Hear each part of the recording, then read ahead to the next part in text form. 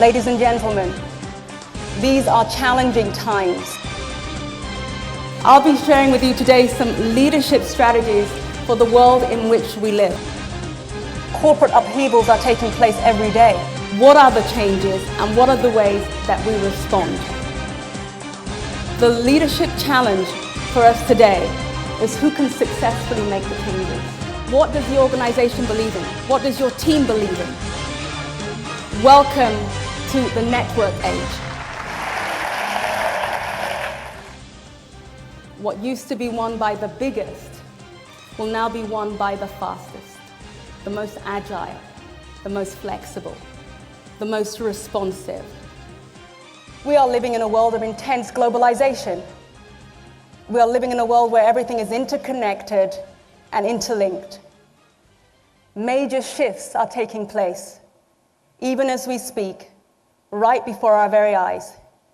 Technologically, politically, demographically, in international trade, in financial services, to name but a few.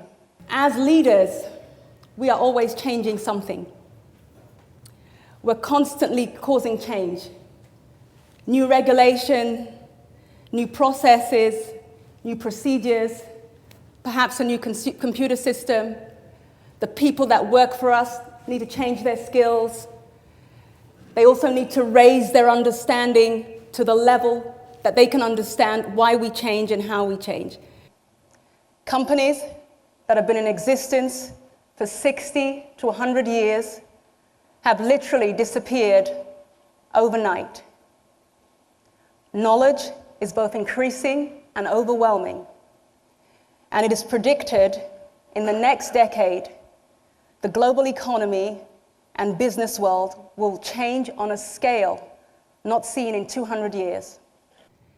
If you have people working for you and you're thinking, well, they show up for work, but they leave most of their talent behind, then the question would be, what can we do to totally engage them and to get them to put 100% of themselves into their work?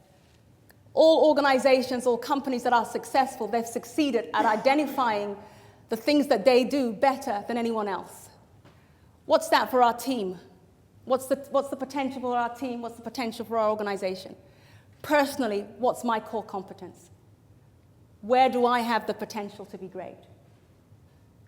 Where are my natural talents? Where are my intelligences outside of the IQ that was measured at school? What's my personal vision? Passion? What makes me come alive? What gives me wings? What really, really excites me? What makes me angry? What do I want to change? What's my vision? What do I see? What will I do about it? And why? What's the purpose? Your teams, your organizations, is that clear? Can you communicate that? Not just for yourself, but for the people that you work with in a way that's meaningful for them, and they can buy into it and be on the same page with you.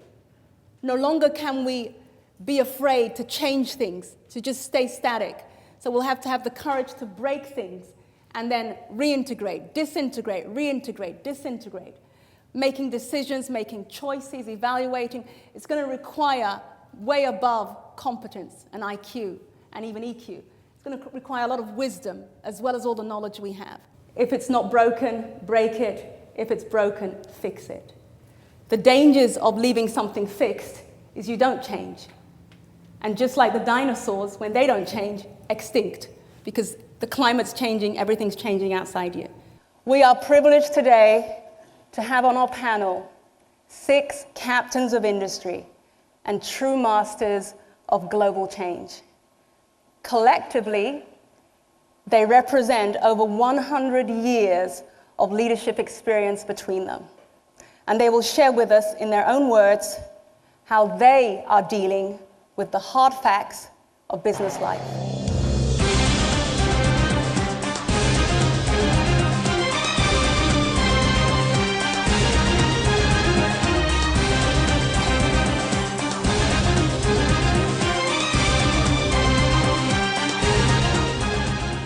Now, globalization is the interaction and integration amongst people, governments, and nations.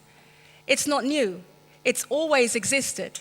As far back as the Middle Ages, the famous Silk Road was a major trade route connecting China with the rest of Europe. So the theme of this talk show is really just to go over globalization, opportunities, and threats.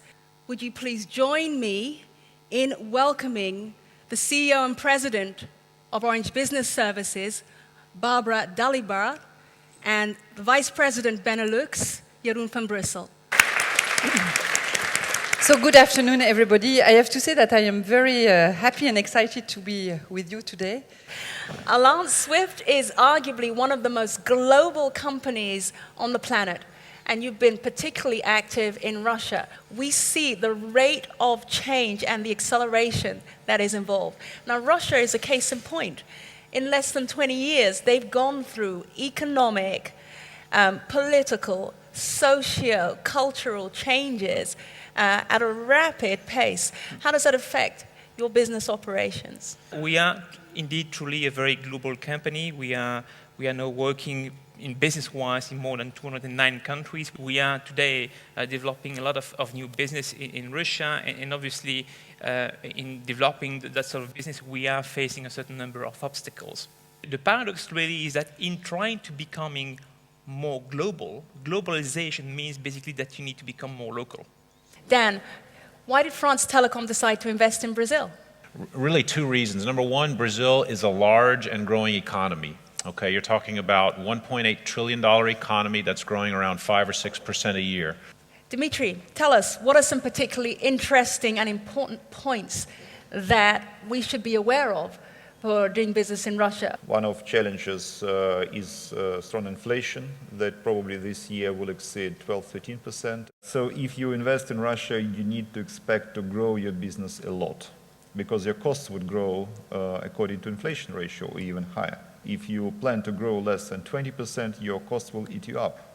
So all businesses in Russia are very dynamic, and you have to be ready for this dynamic scenario.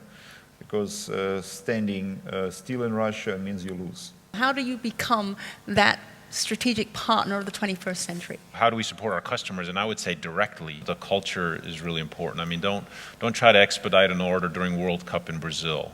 And if they win, you have to wait a week after. If they lose, you have to wait 2. I'm sure that we've all heard here the rise of the global professional. Even if we work locally, we're all essentially working on a global landscape. Key messages: think global, act local. Change is here to stay, and strategic partnering is very much required from inception to implementation and beyond. A sort of interwoven, interconnected, synergistic relationship. It needs to exist between Orange and their customers or their partners if we're ever going to have customer challenges turn time and time again into opportunities. Finally, a very big thank you to all of you, our very own VIPs. Thank you for taking time out of your extremely busy schedules. Thank you for coming. You've been a great audience, and enjoy the networking and enjoy the BRIC experience. Thank you.